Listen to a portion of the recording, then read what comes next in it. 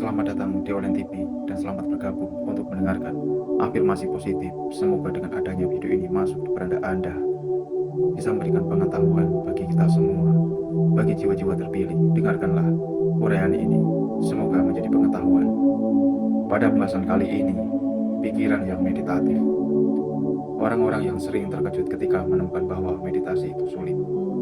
Dari luar, meditasi tampak seperti hal yang sederhana, sekedar duduk di atas bantal kecil dan mengamati nafas. Apa sulitnya? Kesulitan terletak pada fakta pada diri seseorang secara keseluruhan sama sekali tidak siap.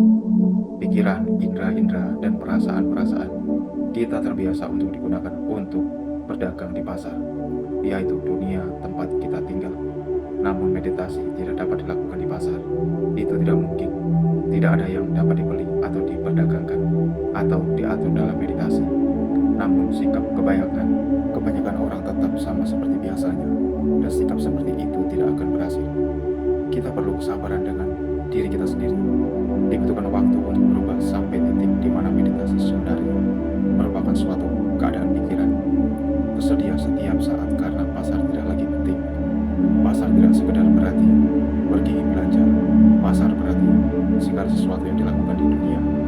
Semua hubungan, gagasan-gagasan, harapan-harapan, dan ingatan-ingatan, semua penolakan dan perlawanan, semua reaksi kita. Dalam ilmu meditasi, mungkin ada momen-momen di mana kita secara sekilas dan sejenak melihat bahwa konsentrasi merupakan hal yang dapat dilakukan. Namun konsentrasi tersebut tidak dapat dipertahankan. Konsentrasi tersebut terus-menerus terlepas dari pikiran langsung kembali ke tempat asalnya. Untuk melawannya, seseorang harus memiliki tekad untuk membuat hidupnya menjadi suatu kehidupan yang meditatif. Ini bukan berarti kita harus meditasi dari pagi sampai malam. Saya tidak mengenal seseorang yang melakukannya. Ini juga bukan berarti kita tidak dapat memenuhi tugas-tugas dan kewajiban-kewajiban kita. Karena selama kita memiliki tugas dan kewajiban, hal-hal tersebut adalah perlu dan utama. Kehidupan yang meditatif berarti kita melihat diri kita secara berhati-hati dalam segala perbuatan dan reaksi kita untuk memastikan bahwa segala sesuatu terjadi dari sudut kebenaran. Hal ini berlaku hingga detail yang terkecil, seperti makan kita, apa yang kita dengarkan, apa yang kita katakan. Hanya dengan demikian, pikiran akan sikap dengan sesuatu kualitas yang meditatif. Ketika kita duduk di atas bantal, kehidupan yang meditatif berarti bahwa dimanapun kita berada, kita senantiasa introspeksi. Ini tidak berarti kita dapat berbicara dengan orang lain, tetapi kita mewaspadai isi dari diskusi tersebut. Kehidupan yang meditatif bukanlah hal yang mudah untuk dilakukan dan pikiran sering lolos. Akan tetapi, kita dapat waspada akan pikiran yang lolos tersebut. Jika kita bahkan tidak menyadari bahwa kita telah melantur dari perhatian dan kesiagaan batin, kita belum berada di jalan yang meditatif.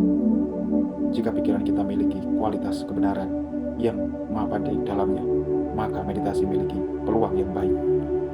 Semakin banyak kita mengetahui arti kebenaran, kita semakin dapat melihat apakah kita mengikuti pedomannya. Tidak ada celaan yang melekat pada ketidakmampuan kita untuk melakukannya. Namun, setidaknya yang dapat kita lakukan adalah mengetahui pedomannya dan mengetahui di mana letak kesalahan-kesalahan kita. Kemudian kita praktek untuk semakin dekat dan semakin dekat lagi pada realitas mutlak, hingga suatu hari kita akan benar-benar menjadi orang yang benar. Ada perbedaan antara orang yang tahu dan orang yang praktek. Orang yang tahu dapat memahami kata-kata dan konsep-konsepnya, namun orang yang praktek hanya mengetahui suatu hal, yaitu untuk menjadi kebenaran itu. Kata-kata adalah sarana yang bermanfaat tidak hanya untuk berkomunikasi, tetapi juga untuk memperkuat gagasan-gagasan. Itulah sebabnya kata-kata tidak dapat mengungkapkan kebenaran. Hanya pengalaman pribadilah yang bisa. Kita memperoleh pengalaman-pengalaman kita dengan menyadari apa yang terjadi di dalam dan alasannya. Hal-hal tersebut menjadi sebagaimana adanya hal tersebut. Ini berarti kita menggabungkan kesiagaan dan penyelidikan tentang mengapa kita berpikir, berbicara, bereaksi seperti kita lakukan tanpa menggunakan pikiran kita. Dengan cara ini, meditasi akan menjadi sebuah peristiwa yang muncul kembali dan hilang kembali, dan akan senantiasa sulit ketika meditasi. Ketika meditasi tidak membawa kegembiraan, kebanyakan orang cukup senang untuk melupakannya. Tanpa pikiran yang meditatif dan pengalaman, kebenaran tidak dapat muncul di dalam hati, karena kebenaran tidaklah di dalam kata-kata maupun mengungkapkan pengalaman batinnya dalam bentuk kata-kata untuk kebaikan kita, untuk memberikan kita suatu pedoman. Ini berarti kita dapat menemukan sebuah arahan tujuan, namun kita harus menempuh perjalanan dengan diri kita sendiri. Untuk memiliki suatu pemikiran yang meditatif, kita perlu mengembangkan beberapa kualitas batin. Yang penting, kita telah memiliki benihnya di dalam. Jika tidak, kita akan bisa mengembangkannya. Jika kita tidak bisa memiliki benih dan keinginan, bunga-bunga yang tumbuh di kebun kita menyirami dan memberikan pupuk, namun tidak akan ada yang tumbuh. Penyiraman dan pemupukan pikiran dilakukan dalam meditasi. Penyagaan harus dilakukan dalam kehidupan kita sehari-hari. Rumput liar tampak selalu tumbuh lebih baik dalam setiap kebun daripada bunga-bunga yang kita tanam. Dibutuhkan banyak tenaga untuk mencabut rumput, namun tidak begitu sulit untuk memotongnya. Ketika rumput-rumput liar tersebut terus-menerus dipotong, pada akhirnya rumput-rumput liar tersebut menjadi lemah dan pencabutannya akan menjadi mudah. Pemotongan dan mencabut rumput liar memerlukan introspeksi yang cukup ke dalam diri kita sendiri untuk mengetahui apa itu rumput liar dan apa itu bunga. Ketika harus tahu dengan sangat penting, karena kita tidak ingin keliru menarik keluar semua bunga dan meninggalkan semua rumput liar itu. Sebuah kebun dengan banyak rumput liar bukanlah ornamen yang indah. Hati dan pikiran orang-orang biasanya mengandung jumlah bunga dan rumput liar yang sama. Ketika terlahir dengan 3 akar kejahatan, keserakahan, kebencian, dan kebodohan batin, serta 3 akar kebaikan, kemurahan hati, cinta kasih, dan kebijaksanaan, bukankah masuk akal untuk mencoba menyingkirkan 3 akar yang merupakan pembangkit dari segala masalah, segala pengalaman, dan reaksi yang tidak menyenangkan tersebut? Jika kita ingin menghilangkan 3 akar itu, kita harus melihat apa yang tumbuh di permukaannya. 3 akar tersebut berada di bawah permukaan, namun jelas bahwa sepotong akar akan tunas dan menunjukkan dirinya di atas permukaan. Kita dapat melihat itu di dalam diri kita sendiri. Kita memunculkan keserakahan dan kebencian karena kebodohan batin. Ada faset-faset yang berada di dalam keserakahan dan kebencian. Yang paling sederhana dan paling umum adalah saya suka, saya ingin, saya tidak suka, dan saya tidak ingin. Sebagian besar orang berpikir bahwa reaksi-reaksi tersebut sama sekali beralasan, namun reaksi-reaksi itu adalah keserakahan dan kebencian. Akar-akar kita telah tumbuh dengan begitu banyak cara yang membedakan sehingga kita miliki segala macam rerumputan liar yang tumbuh. Jika kita melihat sepetak kebun, kita mungkin menemukan 30 atau 40 jenis rumput liar. Kita mungkin saja memiliki pemikiran-pemikiran atau emosi tidak bajik yang sebanyak itu, bahkan lebih penting penampilan dan kekuatan berbeda-beda, tapi semua berasal dari akar-akar yang sama. Oleh karena itu, kita bisa mencapai akarnya. Kita harus menghadapi apa yang berada di atas permukaan. Ketika kita mengembangkan akar kebaikan, akar-akar tersebut menjadi begitu perkasa dan kuat sehingga rumput-rumput liar tidak akan menemukan cukup makan lagi. Selama kita menyediakan ruang bagi rumput-rumput liar di kebun kita mengambil makanan bergizi dan tanaman-tanaman yang indah. Ahli-ahli mengembangkan terus-menerus. Hal ini berlangsung sebagai sebuah perkembangan dalam kehidupan kita sehari-hari, yang kemudian memungkinkan kita untuk bermeditasi sebagai hasil yang wajar dari keadaan pikiran kita sendiri. Pada titik waktu ini, kita berusaha untuk mengubah pikir kita dari yang biasa menjadi pikiran yang meditatif. Yang sulit dilakukan jika seseorang belum banyak berpraktek. Kita hanya memiliki satu pikiran dan membawanya bersama kita pada setiap aktivitas dan juga saat meditasi. Jika kita memiliki firasat bahwa meditasi dapat membawa kita pada kedamaian dan kebahagiaan, maka kita perlu memastikan bahwa kita telah memiliki pikiran yang meditatif. Ketika kita duduk, terlalu sulit untuk mengubah pikiran dari yang sibuk menjadi tenang. Pada momen itu juga, perhatian eksternal juga misalnya perhatian sebuah pohon.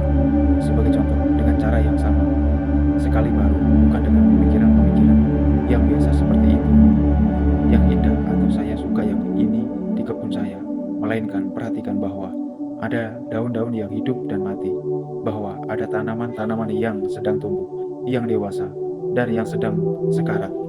Kita bisa menyaksikan pertumbuhan, kelahiran, dan pelapukan di sekitar kita.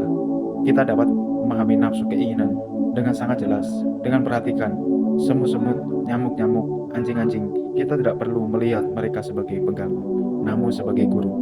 Semut-semut, nyamuk, dan para hewan yang keliaran, anjing yang menggonggong adalah jenis guru yang tidak meninggalkan kita kesendirian hingga kita sepenuhnya mempelajari pembelajarannya. Ketika melihat semua itu dari sudut kelahiran, kelapukan, dan kematian, keserakahan, kebencian, dan kebodohan batin, maka kita sedang melihat sebuah cermin dari segala kehidupan di sekitar kita. Dan demikianlah ajaran yang baik dipertunjukkan. Kita semua memberitakan kebenaran secara terus-menerus. Hanya saja kita tidak bisa memberikan perhatian yang sangat cukup. Kita dapat menggunakan perhatian untuk mengamati bahwa segala sesuatu yang ada di diri dari 4 elemen, yaitu tanah, api, air, dan udara. Dan kemudian memeriksa apa perbedaan antara diri kita dengan segala sesuatu yang lain. Ketika kita melakukan praktek dengan serius, melihat segala kehidupan dengan cara yang demikian, maka kita menemukan kebenaran di sekitar maupun di dalam diri kita. Tidak ada lagi yang lain. Ini memberikan kita kemampuan meninggalkan pasar di belakang, yang dimana pikiran berpindah dari satu hal ke hal yang berikutnya. Tidak pernah memiliki ketenangan sesaat yang antara tumpul dan acuh tak acuh atau penuh kebencian dan keserakahan. Namun ketika kita melihat sesuatu sebagaimana adanya, kita semakin mendekat apa yang diajarkan, arti kebenaran yang berasal dari welas aslinya pada semua makhluk yang berkeliaran di dalam penderitaan, dari satu penderitaan ke penderitaan berikutnya. Jika kita memperhatikan indera-indera kita berulang kali, ini akan menjadi kebiasaan dan tidak lagi sulit. Hidup akan jauh lebih damai. Dunia seperti kita ketahui terdiri dari bentuk banyak pembiakan. Di mana-mana ada warna, bentuk, makhluk hidup, dan pertumbuhan alam yang berbeda-beda.